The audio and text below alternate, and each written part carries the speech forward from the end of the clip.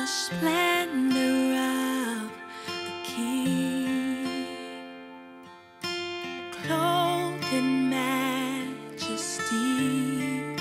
Let all the earth rejoice, all the earth rejoice.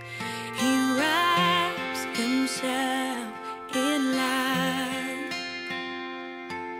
and darkness tries to hide, and trembles at his voice, trembles at his voice. How great is our God? Sing with me, how great is our God, and all will see how great is our God.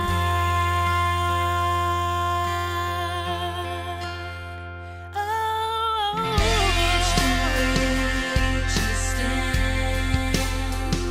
and time is in His hand. Beginning and the end. Beginning and the end. Beginning and the end. Beginning and the end.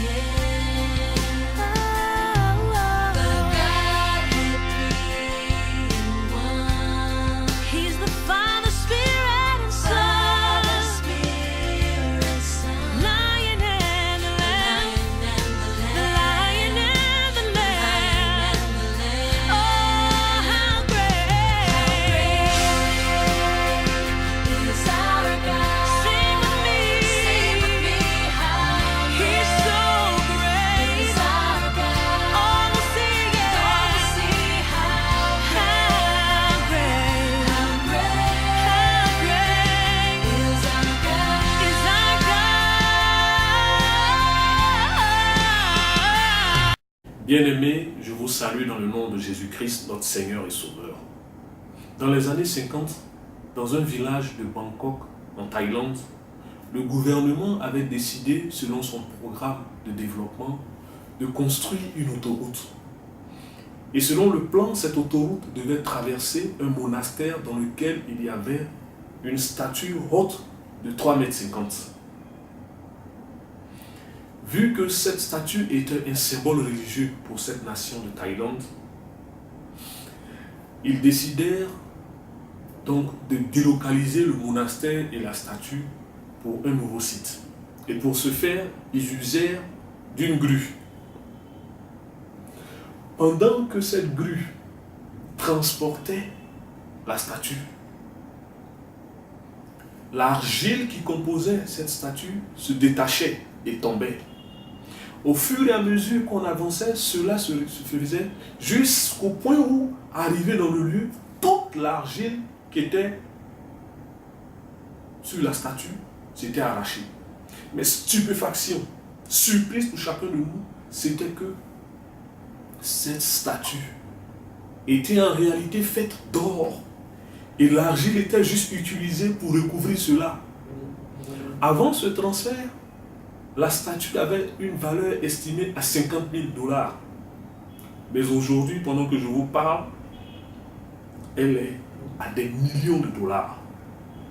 Bien-aimé, certainement que toi aussi, tu t'es senti incapable. Tu t'es senti sans valeur, fané, comme de la pacotille. Mais laisse-moi te dire au nom de Jésus-Christ que comme cette statue, tu as à l'intérieur de toi plus que de l'or pur. Tu as ce sang royal. Ce que tu vis actuellement ne fera que arracher l'argile qui est sur toi. Ne fera que arracher l'impureté qui est sur toi. Afin que le monde entier découvre ta véritable valeur. Ce n'est pas ce que tu fais qui détermine qui tu es. Mais ce qui est en toi, c'est ça qui le fait. Et ce qui est en toi, c'est Dieu qui l'a déposé. C'est un sang royal. Car nous sommes un peuple libre. Nous sommes un sacerdoce royal. Nous allons ensemble partager un moment pour pouvoir comprendre ensemble qu'il y a plus que avoir son visa pour le paradis. Beaucoup d'entre nous, je suis persuadé, comme moi-même, ont souvent entendu et continuent même d'entendre que le plus important dans cette vie, c'est d'être sauvé. C'est vrai. Depuis le temps de Jean-Baptiste, le royaume des cieux est forcé. Et ce sont les violents qui s'en emparent. Être sauvé est primordial et même capital. Mais pour l'amour de Dieu, je vous exhorte à ne pas vous contenter seulement d'être sauvé. Il y a encore et encore davantage de choses à accomplir. Qu'y a-t-il donc? Je me souviens encore, j'ai un ami qui vit en ce moment en France. Le jour où il a obtenu son visa pour la France, ce fut un festin. La joie l'animait. Pour lui, le plus important était d'aller à Paris. Quel que soit ce qu'il allait vivre, comment il allait manger, où il allait demeurer, qu'est-ce qu'il allait faire, cela lui importait très peu. L'important pour lui, c'était d'être à Paris. Et pour beaucoup de personnes aujourd'hui, le plus important, c'est d'émigrer au paradis. C'est tout. Mais avec assurance, je le dis comme si j'y étais, lorsque Jésus devait expirer sur la croix, il dit quelque chose d'extraordinaire, quelque chose de formidable, que jusqu'à ce jour, moi et ma famille, nous utilisons vraiment pour manifester la joie, la paix, le bonheur de Dieu dans notre vie. Et cela est relaté en Jean 19 au verset 30. Jésus disait ceci: tout est accompli. Si mourir à la croix pour Jésus était seulement pour nous sauver, je ne crois pas qu'il aurait dit que tout est accompli. Il aurait utilisé d'autres expressions, mais pas que tout est accompli. Si le sens de la vie était seulement d'être sauvé, lorsque vous et moi nous avions donné notre vie à Jésus-Christ, en le reconnaissant comme Seigneur et Sauveur, il nous aurait ôté la vie et nous serions rentrés directement dans le paradis. Parce qu'en ce moment, nous avions ce qu'on appelle le salut instantané. Mais je suis là, je suis en train de parler avec vous. Vous aussi, vous êtes là, vous me regardez. Dites à quelqu'un qui est à côté de vous: il y a quelque chose au-delà de ce visa pour le paradis. Dieu a quelque chose pour nous. Nous allons utiliser donc pour cela deux exemples dans la Bible.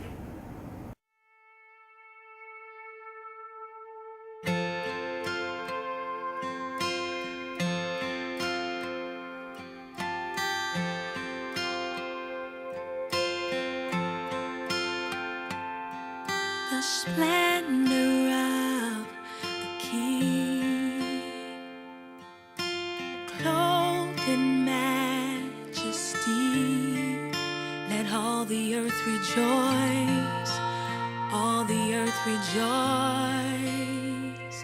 He wraps himself in light, and darkness tries to hide, and trembles at his voice, trembles at his voice.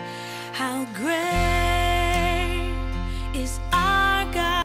Le premier exemple sera celui de Gédéon. Nous allons le voir au travers de Juges 6, versets 12, 14 et 15b. Et le second exemple sera celui de Jérémie. On va le lire en Jérémie, chapitre 1, versets 5 et 6. Qu'est-ce que l'ange de l'Éternel dit à Gédéon? Verset 12 du chapitre 6. L'Éternel est avec toi, vaillant héros. Verset 14. Va avec cette force que tu as et délivre Israël de la main de Madian. Bien-aimés, voici ce que Dieu dit à Gédéon. Le peuple d'Israël avait péché contre Dieu, avait désobéi à la parole de Dieu. Dieu leur avait dit: ne craignez point les dieux des Amoréens. Mais voici que, au lieu d'obéir à Dieu, ils sont allés plutôt faire des statues de Baal. Et c'est ainsi que la main de Dieu s'est retirée d'eux. Et les Madianites, méchants qu'ils étaient, descendaient à la période de la récolte pour détruire toute la culture, toute la nourriture que les Israéliens pouvaient avoir. Et eux aussi, lorsque cela arrivait, ils fuyaient dans les grottes et ils criaient à Dieu, C'est ainsi que Dieu se souvint de Gédéon. Gédéon, pour la petite histoire, ne faisait pas partie de l'armée d'Israël. Lorsque l'ange de l'Éternel lui adressait ces paroles, Gédéon était au pressoir, en train de travailler le froment. Bien-aimé, Dieu aussi va se souvenir de toi. Il se souvient de toi. Et ton temps arrive. Ton temps est là. Ton temps arrivera au nom de Jésus-Christ. Voici ce que Gédéon disait de lui lorsque l'Éternel lui a dit. Voici, ma famille est la plus pauvre en Manassé. Au verset 15b. Je suis le plus petit de la maison de mon père. Quand j'ai lu ça, je me suis dit, ce Gédéon, lorsque l'ange de l'Éternel lui a apparu et lui a dit, l'Éternel est avec toi, vaillant héros, sûrement qu'il a regardé à gauche, à droite, pour voir s'il n'y avait pas quelqu'un d'autre à qui on parlait. Parce que lui-même, là, il avait une mentalité autre de lui-même. Bien-aimé, ce n'est pas ce que tu penses de toi qui importe, mais c'est ce que Dieu a mis en toi. Venons au cas de Jérémie également. On va lire d'abord le verset 6 pour voir ce que Jérémie a dit de lui aussi lorsque l'Éternel lui parlait. Au verset 6, il dit, « Ah Seigneur Éternel, voici, je ne sais point parler, je suis un enfant. » Dieu veut faire avec chacun de nous des exploits, des choses extraordinaires. Et cela n'a rien à voir avec notre mentalité. Cela n'a rien à voir avec la pauvreté ou la richesse. Cela n'a rien à voir avec le fait que notre famille soit la plus petite ou la plus grande. Cela n'a rien à voir avec le fait que vous soyez le Benjamin ou l'aîné de votre famille. Cela n'a rien à voir avec votre incapacité ou votre capacité. Et cela a tout à voir avec le plan de Dieu pour votre vie. Et au verset 5 de ce Jérémie 1, voici ce que Dieu dit à Jérémie. Avant que je t'ai formé dans le ventre de ta mère, je te connaissais. Avant que tu sois sorti de son sein, je t'avais consacré. Je t'avais établi prophète des nations. Ce n'est pas un temps présent que l'Éternel utilise. Ce n'est pas lorsque Jérémie avait 20 ans, 25 ans, ou 30 ans, ou 35 ans, ou 40 ans, que Dieu se posait la question de savoir, mais qu'est-ce que je ferai de Jérémie même? Non. La Bible dit que avant qu'il ne sorte du ventre de sa mère, avant qu'il soit même dans le ventre de sa mère, lui, il l'avait déjà conçu, il le connaissait, il l'avait déjà consacré et établi prophète des nations.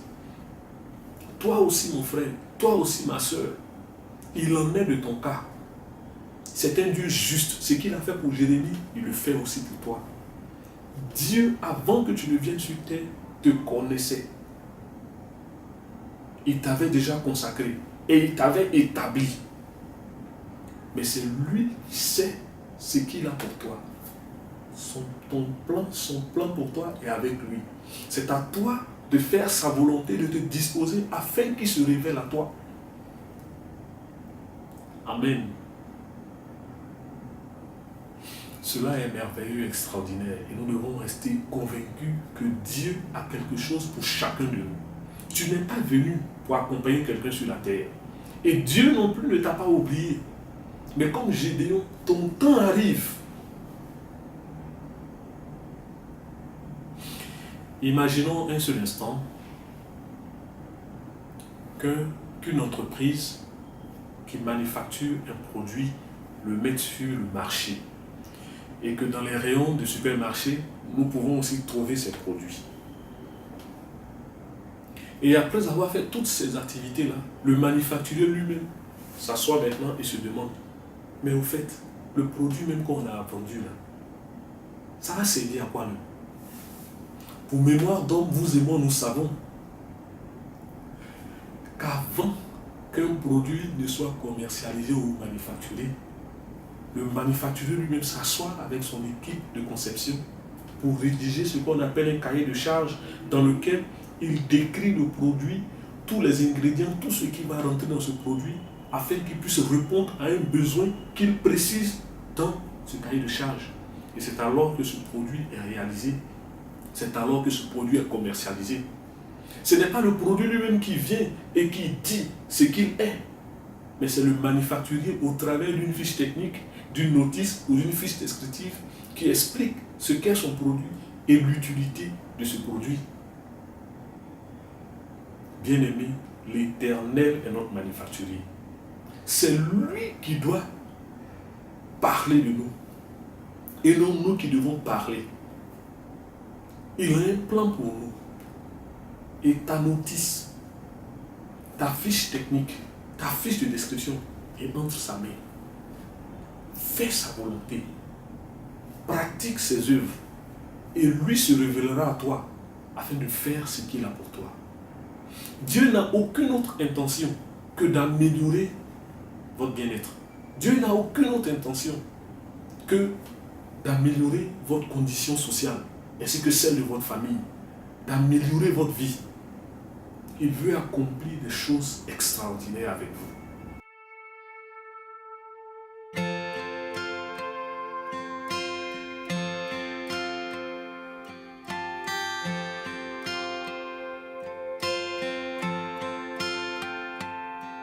The splendor of the King, clothed in majesty, let all the earth rejoice, all the earth rejoice. He wraps himself in light, and darkness tries to hide, and trembles at his voice, trembles at his voice. How great is our God. Et lorsqu'on refuse d'utiliser un produit selon les prescriptions faites par le manufacturier, ce n'est qu'une question de temps, mais nous allons atteindre nos limites. Pour la petite histoire, mon épouse était confrontée à un problème avec sa tablette. Elle n'arrivait pas à allumer sa tablette. Pendant toute une semaine, elle n'a pas pu. Et elle m'informa. Moi aussi, j'ai essayé à maintes reprises de le faire sans succès. Et je lui ai dit, bon, on va essayer d'appeler le service support du manufacturier. Écoutez ce que ce service nous dit. Pressez le bouton de mise en marche pendant 20 secondes. Bien-aimé, c'est tout ce qu'il fallait faire. Nous avons gaspillé une semaine. Nous avons eu même des migraines. Nous avons regretté même d'avoir acheté la tablette. Et c'est ce qui se passe pour celui qui mène sa vie en dehors de la volonté de Dieu. Et il a un plan qui est fantastique pour chacun de nous. Voici ce qu'il dit au verset 11 de Jérémie 29. Car je connais les projets que j'ai formés sur vous. Projets de paix et non de malheur, afin de vous donner de l'avenir et de l'espérance. N'est-ce pas merveilleux, bien-aimé? N'est-ce pas extraordinaire ce que Dieu est en train de dire? Toi qui vas chercher de tout ton cœur l'Éternel, et se laissera trouver par toi. Amen. Lorsque Saul devint Paul, il ne s'arrêta pas. Mais il devint l'auteur d'au moins 13 épîtres. Lorsque Abraham devint Abraham, ce ne fut pas la fin pour lui. Il fit davantage d'espoir pour la gloire de Dieu. Votre paradis, il est entre vos mains. Le design de votre paradis, il est entre vos mains. C'est vous qui le faites. Jésus disait quelque chose de particulier à ses disciples en tant que bon gestionnaire. Et je vais le lire pour chacun de nous. Cela est relaté en Luc chapitre 6, verset 38, s'il vous plaît, dans la partie B. On versera dans votre sein une bonne mesure, serrée, secouée et qui déborde, car on vous mesurera avec la mesure dont vous vous serez servi. Bien-aimés, ne vous contenez pas pour Dieu, mais avec passion, avec pureté et sainteté, servez Dieu plus que tout. Ne soyez surtout pas du rang de ceux qui se servent de Dieu. Ils commencent par marcher avec Dieu et à le dévancer. Dieu veut faire des choses encore et encore extraordinaires avec chacun de nous. C'est pourquoi encore la parole de Dieu le dit en Éphésiens 2, à partir du verset 10. Car nous sommes son ouvrage, ayant été créés en Jésus-Christ pour de bonnes œuvres que Dieu a préparées d'avance afin que nous les pratiquions. Bien-aimé, regarde autour de toi. Regarde autour de toi. Les bonnes œuvres que Dieu a permis que tu puisses accomplir. Et ressaisis-toi. Ravise-toi. Ose poser ces actes au nom de Jésus-Christ. Quelle déception sera-t-elle lorsque nous tous nous retrouverons au ciel et que devant le magasin qui porte votre nom, vous allez constater vous-même que ce magasin n'a pas été utilisé au quart même. N'amassons pas des trésors sur cette terre, mais amassons-les dans les lieux célestes. C'est ainsi que Jésus disait en Matthieu 6 au verset 21, car là où est ton trésor, là aussi sera ton cœur.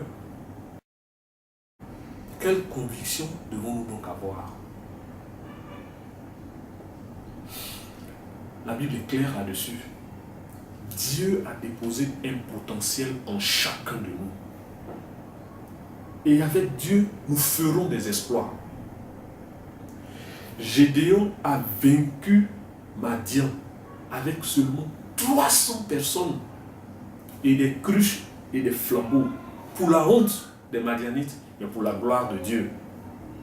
Que chacun de nous ne cherche pas sa propre gloire, mais Dieu lui-même nous glorifiera si nous nous remettons toute gloire. Aimez Dieu plus que tout. Aimez aussi votre prochain. Nourrissez-vous chaque jour de la parole de Dieu. Car la réussite ne vient ni du nord, non plus du sud, non plus de l'est, non plus de l'ouest, non plus du centre. Mais la réussite est dans la parole de Dieu.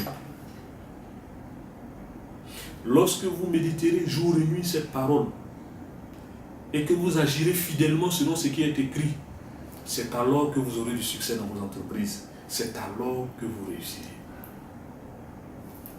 Cette parole est la vôtre. Saisissez-la et mettez-la en vous. Et vivez selon cette parole-là au nom de Jésus-Christ.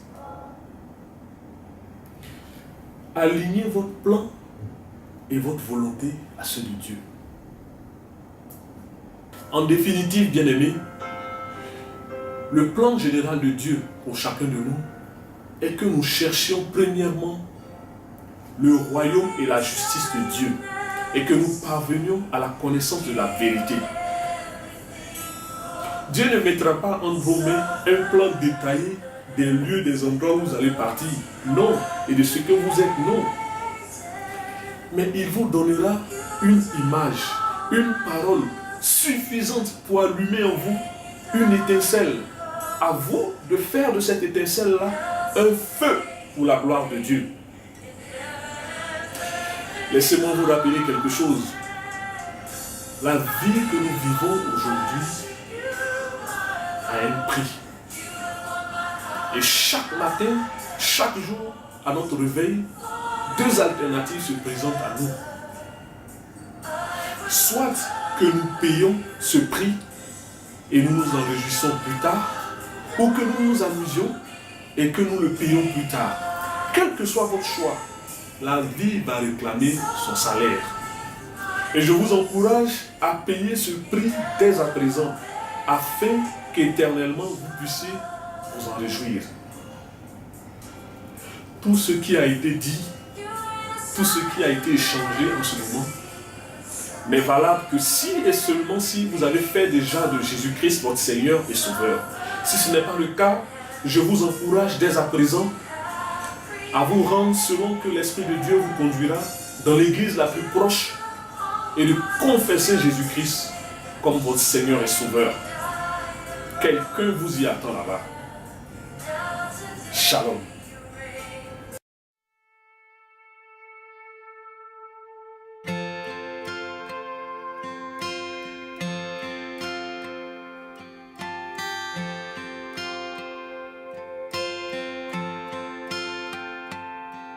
The splendor of the King, clothed in majesty, let all the earth rejoice, all the earth rejoice. He wraps himself in light, and darkness tries to hide, and trembles at his voice, trembles at his voice. How great